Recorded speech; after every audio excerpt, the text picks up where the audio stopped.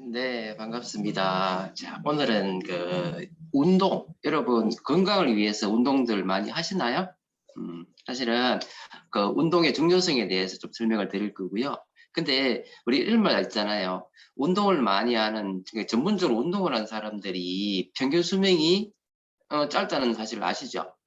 그래서 쉽게 말해서 건강을 위해서 정말 운동을 하지만 운동만 하는 사람, 운동을 직업적으로 하는 사람들이 의외로 평균 수명이 짧다는 말은 운동을 하더라도 우리가 추가적으로 무언가를 해줘야지만 더 건강해진다는 그런 말이겠죠. 그래서 오늘 이 시간에는요, 운동과 그 다음에 운동 시에 반드시 먹어야 되는 영양소에 대해서 제가 좀 설명을 드리도록 하겠습니다. 자, 사실 운동이라는 거는 뭐 건강 유지를 위해서 반드시 해야 되는 거고요. 그리고 또 운동을 함으로써 신체 기능에 특히 이제 근육이 아주 유연해지고 그다음 그 기능이 향상되고 그죠? 하는 그런 여러 가지 긍정적인 기능이 있지 않습니까? 자, 그래서 운동을 하면서 우리가 이제 반드시 보충을 해야 되는 것들 영양소에 대해서 좀 설명을 드린다면 사실 첫 번째 제일 중요한 게 뭐냐면 바로 단백질이지요. 그래서 단백질은 뭐 여기 지금 표에 보면 뭐 여러 가지 뭐 분류로 돼 있지만 사실 우리가 왜 단백질을 먹어야 되는 부분이라고 생각해도 돼요. 그래서 첫 번째 단백질은 바로 우리 몸을 구성하는 구성 원소인 그런 구조 단백질이잖아요. 그래서 뭐 콜라겐, 그러니까 우리가 표피나 진피에 주로 많이 들어있는 게 진피에 많이 들는 게 뭡니까? 콜라겐, 뭐 엘라스틴, 그다음 손톱, 발톱, 머리카락에 있는 케라틴 뭐 이런 것들, 그죠? 그 다음에 뭐 우리가 운동을 할 때 근육에는 보면 액틴, 뭐 마요신 뭐 이런 게 있잖아요. 이런 것들 전부 다 단백질이고요. 그 다음에 어떤 물질을 운반해주는 지방을 운반하는 걸 가지고 뭐라 그래요? 지단백이라 그러고 산소를 운반하는 걸 뭐라 그러죠? 헤모글로빈 이렇게 얘기하고요. 그 다음에 뭐 세포막에도 보면은 뭐 단백질이 있잖아요, 그죠? 결국은 뭐냐면 이런 운반 단백질이 또 필요한 거고요. 그 다음에 아시다시피 효소. 그래서 뭐 소화 효소, 뭐 펩신, 트립신, 아밀라제, 그 다음에 뭐 지방 분해하는 리파제, 그죠? 그 다음에 단백질 분해하는 거는 뭐 펩신, 아까 이야기했나요? 펩신, 트립신 이런 거잖아요, 그죠? 결국은 이런 효소도 단백질이고, 그 다음에 호르몬 있죠. 그죠? 호르몬, 인슐린이라든지, 뇌호르몬이라든지, 뭐, 세로토닌, 멜라토닌 이런 거 있잖아요. 그죠? 그 다음에 갑상선 호르몬, 뭐, 부신 호르몬, 여성 호르몬, 남성 호르몬 다 단백질이에요. 그 다음에 요즘 코로나 때문에 가장 이제 각광받고 있는 방어 단백질인 이뮤노글로불린, 항체 형성하는 데 필요한 것도 역시 단백질이죠. 그래서 결국은요, 단백질은 우리가 운동을 할 때 필수적으로 먹어야 된다. 또 예전에 우리 공부할 때 단백질은 운동하고 1시간 이내에 먹어주는 것이 가장 좋다라는 말 알고 계시죠? 그래서 우리 몸의 정상적인 어떤 기능과 그런 상태를 유지하기 위한 항상성을 유지하기 위해서 어쩌면 제일 중요한 게 뭐다? 단백질이다. 우리가 이렇게 생각하실 수 있고요. 그러면 단백질은 그러면 어떻게 대사가 되느냐 하면 우리가 단백질을 먹잖아요. 음식물을 먹으면 그 속에 있는 단백질 성분이 위장에 의해 가지고 소장에 의해서 아미노산의 형태로 이게 뭐예요? 흡수가 되죠. 그래서 흡수가 돼서 이게 어디로 가요? 아미노산 풀이라고 해서 간에 저장이 되잖아요.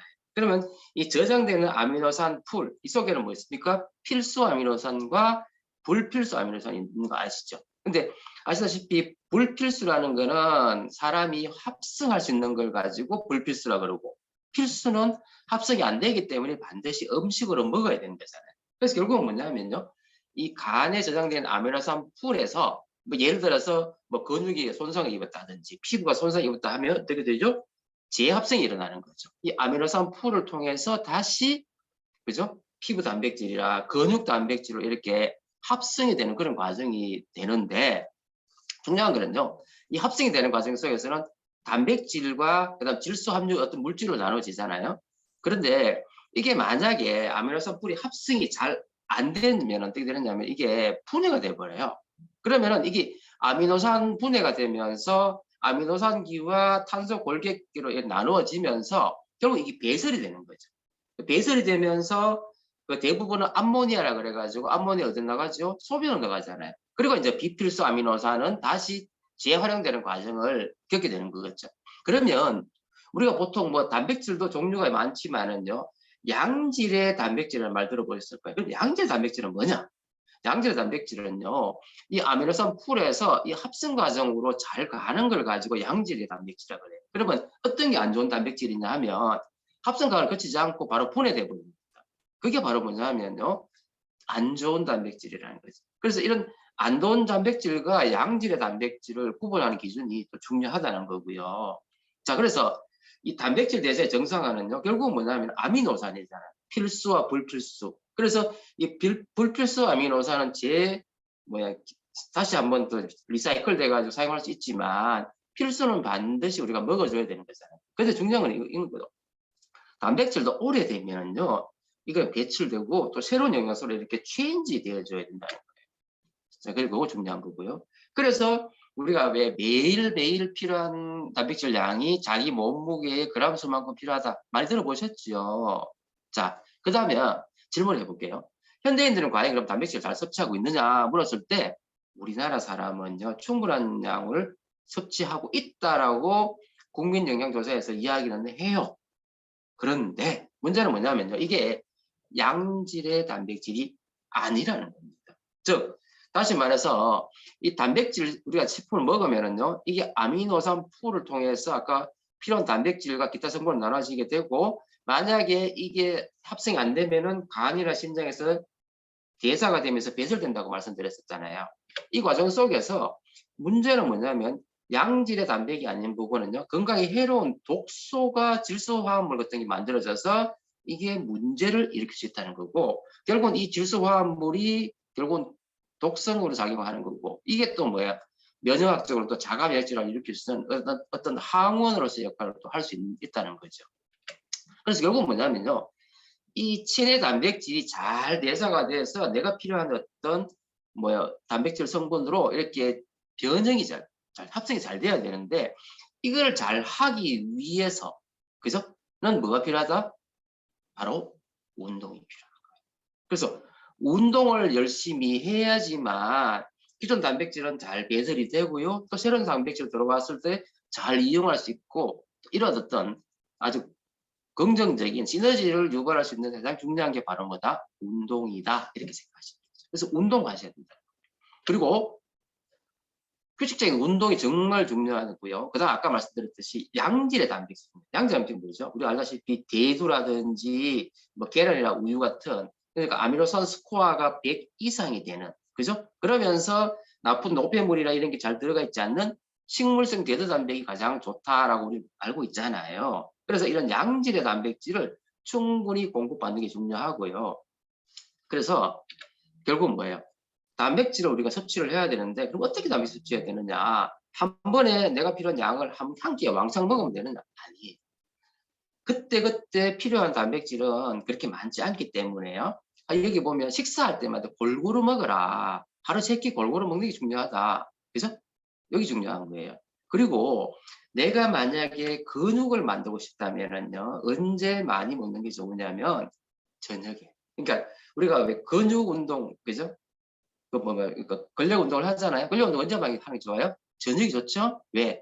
저녁이 되면 관절과 근육이 이완된 상태이기 때문에 부상이 잘 안 생기잖아요. 그래서 저녁에 운동을 하고 그리고 나서 단백질을 또 더 많이 보충해 주면 더 좋겠지요. 그죠? 그래서 근육을 위해서는 저녁에 운동을 하라. 그 다음에 단백질은 골고루 매 끼니 때마다 골고루 먹는 게 흡수를 늘릴 수가 있겠구나, 이렇게 생각하시면 되겠습니다. 자, 그 다음에 아시다시피 우리 몸의 60에서 80%, 보통 평균 70%가 뭐죠? 수분이죠. 근육도 마찬가지. 그래서 우리 몸에서 사실 수분량이 좀 제일 적은 부분이 하나가 근육이긴 하지만 근육 생성을 위해서 절대 필요한 게 뭐예요? 수분이라는 거죠. 수분. 그죠? 그래서 수분이 부족하면 근육이 생성되지 않는다. 그래서 근육은요, 단백질과 수분이 합쳐져야지만 이게 운동 능력이 좋아지고 근육 손실을 막을 수가 있는 거예요. 그래서 우리가 운동하는 도중에 충분한 양의 수분을 반드시 보충해 주는 것이 중요하겠구나 생각하시면 되겠고, 또 그 다음에 근육을 유지해주기 위해서는 금방 단백질과 수분 이야기했습니다만은 그 외에 뭐가 중요하냐면 비타민 D가 중요해요. 아시다시피 비타민 D는 칼슘 흡수하는 그런 햇빛 비타민이긴 하지만 면역에도 관여하지만 비타민 D가 낮으면요 근육량이 감소해요. 그래서 반드시 비타민 D가 중요하고요. 그다음에 오메가3는 아시다시피 혈액순환도 좋지만은 뭐예요? 항염증 효과가 있잖아요. 근육에 염증이 생기면은 근육량이 감소해요. 그래서 오메가3도 중요하고 그다음에 대표적인 수용성 비타민이면서 항산화, 면역 비타민, 비타민 C도 마찬가지로 근육률을 유지하기 위해서는 중요해요. 그 다음에 요거 외에 추가적으로 말씀드린다면 유산균도 마찬가지. 그러니까 유산균도 근육을 유지하는 데 중요하다. 이렇게 우리가 알고 계시면 좋겠습니다. 자, 그래서 논문적으로 본다면은 오메가3가 부족한 경우에는 근육량이 감소한다는 그런 어떤 논문이 여기 나타나 있고요. 그래서 오메가3는 염증을 억제해주고 미토콘드리아를 활성해가지고 근육세포가 보호되고 성장할 수 있도록 도와주는 그런 기능이 있다고 생각하시면 되겠습니다. 자, 그 다음에 비타민 C 마찬가지예요. 비타민 C도 결국은 비타민 C가 섭취량이 높은 사람일수록 뭐예요? 높은 사람일수록 결국은 뭐예요? 근육량이 높다 이렇게 이해하시면 되겠고 그 다음에 요거는 이제 여러 가지 논문들이 비타민 C 고용의 비타민 C 섭취하면서 했더니만 그죠? 뭐 피로 회복에도 도움이 되고 체중 감소에도 도움이 되고 근육량 유지하는 데도 도움이 되고 하는 그런 긍정적인 기능을 하는 것이 역시 비타민 C다 이렇게 생각하시면 됩니다. 자, 그 다음에 여러분 아시다시피 성장 호르몬 아시죠? 우리 큰 애들한테 성장 호르몬은 키를 키우잖아요. 그리고 몸을 키우지. 근데 이미 성장판이 낚인 성인들한테는 사실 성장 호르몬이 그러면은 무슨 역할을 하노? 이런 물었을 때 키만 안 크지요. 그 외에 이 성장 호르몬은요. 우리 몸의 긍정적인 모든 부분이 다 관여해요. 그래서 대표적으로 우리가 나이 들면 나타나는 게 대표적으로 뭡니까? 대사증후군이잖아요. 그러니까 대사증후군이라는 거는 혈액순환 나빠지고 복부 비만이 되면서 몸에 뭐예요? 콜레스테롤이나 지방이 축적이 되고 당뇨가 오고 혈압이 높아지는 이런 거잖아요. 근데 이 성장 호르몬이 이런 대사증후군을 예방하는 데 탁월한 효과가 있는 거예요. 여기 보시면 지방 분해시키죠. 근육량을 늘려요. 근력을 증가시키고 골밀도도 증가시키고 그 다음에 심장이나 콩팥이나 폐 기능도 좋게 해주고 뇌까지 좋게 해주고 뇌 기능도 좋게 해주고 그 다음에 불면, 불안, 우울과 같은 이런 감정증까지 도움 주는 것이 성장 호르몬인데 그러면 이 성장 호르몬을 분비시키는데 뭐 여러 가지 영양소가 필요하지만 특히 아연이 그 역할을 한다. 그래서 비타민, 미네랄 플러스 운동, 특히 아연이 성장 호르몬을 분비시키는데 중요한 역할을 하는구나 이래 하시면 되겠습니다. 자, 그 다음에 테스토스테론 그러니까 남성 호르몬이잖아요. 그러니까 우리가 나이가 한 40대면 남자들이 남성 갱년기가 오는데 이 남성 갱년기가 오는 이유는 뭐예요? 남성 호르몬인 테스토스테론이 떨어져서 그러잖아요. 근데 이 테스토스테론을 유지시켜주는 것도 마찬가지로 여러 가지 비타민과 미네랄이에요. 그중에서 특히 아연과 셀레늄과 같은 미네랄, 그 다음에 비타민 D와 오메가3와 같은 미네랄이, 비타민이 남성 테스토스테론을 유지시켜주면서 남성의 근육량을 유지시키면서 남성 갱년기에 도움이 되는 것들이라고 생각하시면 되겠습니다. 자, 그 외에 마찬가지로 이 아연은요, 이 남자들한테서 면역, 성장, 남성 성기능, 그 다음에 항산화, 아시다시피 아연은 항산화 미네랄이잖아요. 근데 근육량 유지, 그 외에도 여러 가지 좋은 긍정적인 기능을 많이 한다는 거죠. 염증도 줄여줄 수 있고 하는 그런 기능이 있습니다. 자, 그 다음에 근육을 유지하기 위해서 칼슘이 중요해요. 아시다시피 칼슘은 뼈잖아요. 근데 근육 속에 그죠? 칼슘이 충분히 있어줘야지만 근육이 수축을 할 수 있어요. 아시다시피 칼슘은 수축, 마그네슘은 뭐죠? 이완이죠. 그러니까 이 근육에 있는 섬유 조직인 액틴과 메요신이 기능을 제대로 하려면 칼슘이 들락날락해야 된다는 거예요. 그래서 칼슘이 부족하면 역시 근육 기능이 떨어진다 이렇게 생각하시면 되고 그래서 칼슘 부족하게 되면 근감소증이 확 늘어나요.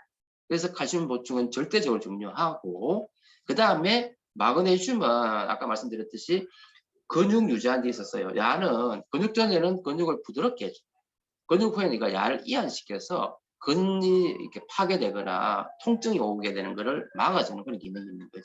그래서 마그네슘도 근육을 유지를 위해서 중요하고, 그 다음에 마그네슘은 항산화 미네랄은 아니지만은요, 여러 가지 효소의 구성 성분이면서도 여러 가지 만성 질환을 예방해주다. 그래서 골다공증이라든지 심혈관계라든지 근육량이라든지 대사증후군, 그 다음에 우울과 같은 불안증 같은 이런 감정적인 것까지, 수면 장애까지, 인지 기능까지. 그러니까 이런 여러 가지 만성 질환을 예방해 주는 데 있어서도 상당히 중요한 기능을 한다. 이렇게 이해하시면 좋을 거예요.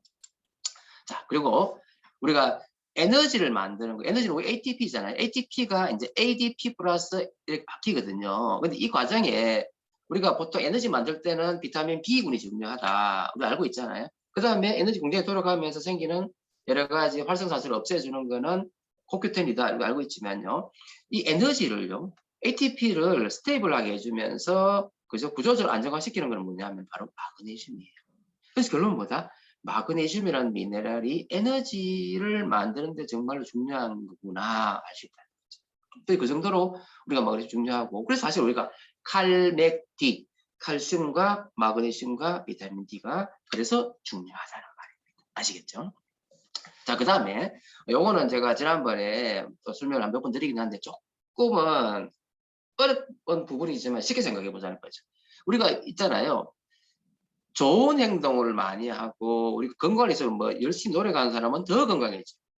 또 노력하지 않은 사람은 악화되면서 더 나빠지는 거와 마찬가지로요. 내가 긍정적으로 운동도 열심히 하고 이런 단백질이나 여러 가지 그죠? 이런 호르몬을 많이 뭡니까 여러 개 비타민 미네랄 많이 먹고 이러면은요. 어떻게 하느냐? 우리 몸에서요. 이 뼈에서도 또 좋은 호르몬을 만들어내고요. 심지어는 지방 조직에서도 좋은 호르몬을 만들어내요. 그게 연구를 해보니까요.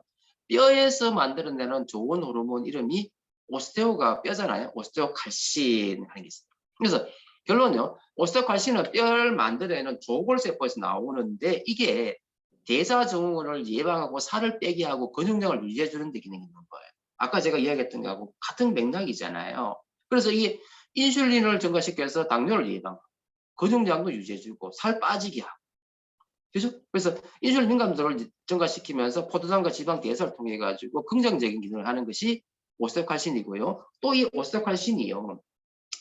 지방에는 아시다시피 백색이 있고 갈색이 있잖아요. 백색은 살을 찌게 하는 거고 저장하는 거고 갈색은 아니잖아요. 근데 이 오스테오칼신이요. 이 갈색 지방에서 아디포넥틴이라는 또 호르몬을 분비시켜서 이 아디포넥틴이 또 아까 오스테오칼신하고 비슷한 대사증후를 예방해주고 당뇨를 예방해주고 혈관을 그저 튼튼하게 해주는 이런 호르몬을 또 만들어내는 거예요. 그래서 결국 뭐냐? 건강한 사람은 결국 뼈에서도 오스테오칼신, 지방 조직에서조차 아디포넥틴이 나와서 더 건강해져요. 아시겠죠? 네, 그래서 그렇게 간단하게 이해하시면 좋겠습니다. 그래서 오스테오칼신을 분비시키는 데는 보면은 뭐 적어놨지만 아까 우리가 이야기했던 게 중복이에요. 그렇게 이해하시면 되고요. 아디포넥틴도 마찬가지. 그래서 굳이 이거는 외울 필요는 없고, 그죠? 아까 그 여러 가지 운동에 중요한 여러 가지 비타민 미네랄을 많이 공급하면 오스테오칼신과 아디포넥틴이 분비가 잘 된다 이렇게 이해하셔도 좋을 거라고 생각합니다. 자, 그 다음에 아까 말씀드렸어요. 운동을 하면 몸이 건강해지는 거 맞습니다. 하지만 운동 중에는요. 활성산소라는 독소가 나오기 때문에 반드시 제거해줘야 돼요. 그래서 여기 보면요. 직업별 평균 수명이 7일이 제일 낮아요. 왜 그렇다? 여기서 나오는 유해산소의 프리 라디칼이 몸을 산화시키고 노화시켜서 빨리 죽게 만든다. 그래서 중요한 거는 운동할 때 반드시 뭐가 필요하다? 항산화제가 필요하다는 거죠. 그래서 항산화 비타민과 항산화 미네랄이잖아요. 아시다시피 미네랄은 효소를 도와주는 보조 효소, 보조 인자에 관하잖아요. 그래서 GPX를 도와주는 게 셀레니움이고요. SOD를 도와주는 게 아연, 구리, 망간이잖아요. 카탈라제 도와주는 거는 철분과 구리죠. 이런 거잖아요. 그 다음에 항산화제는 효소 그 자체가 역할을 하잖아요. 그게 비타민 에이스잖아요. 에이스. 그죠? ACE. 그 다음에 코큐텐. 이런 것들이 결국은 운동 중에 절대 필요한 거고요. 그 다음에 운동하면 우리 항상 코큐텐 얘기 많이 하죠. 왜? 코큐텐은 미토콘드리아 내에서 하는 그 뭡니까? 항산화제잖아요. 그리고 이게 야가 뭐예요? 혈관에서는 산화 질소를 만들어 가지고 혈압을 떨어뜨리는 그런 기능이 있잖아요. 근데 코큐텐이 나이가 들면은 감소한다는 말이에요. 특히 어디에? 우리 몸에서 운동을 제일 많이 하는 조직, 심장이나 폐라든지 콩팥이라든지 간이라든지 이런 조직에서 코큐텐이 갑자기 확 떨어지면서 여러 가지 문제를 일으키는 거죠. 그래서 결국은요, 코큐텐이 결국은 근육에서조차 빠져나가게 되면 근육에서 통증을 유발.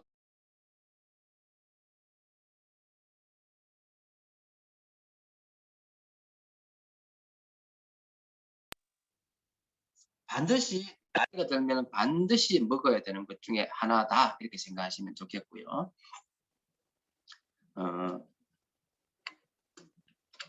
그래서 에너지 대사 과정에서 절대 필요한 영양소가 바로 코큐텐이고 코큐텐이 나이가 들면 감소하기 때문에 특히 심장 기능의 악화에 가장 중요한 역할을 하는 것 중에 하나가 코큐텐의 감소라는 거고, 그래서 반드시 나이가 들면은 코큐텐은 반드시 먹어줘야 되는 것 중에 하나다 이렇게 생각하시면 좋겠습니다.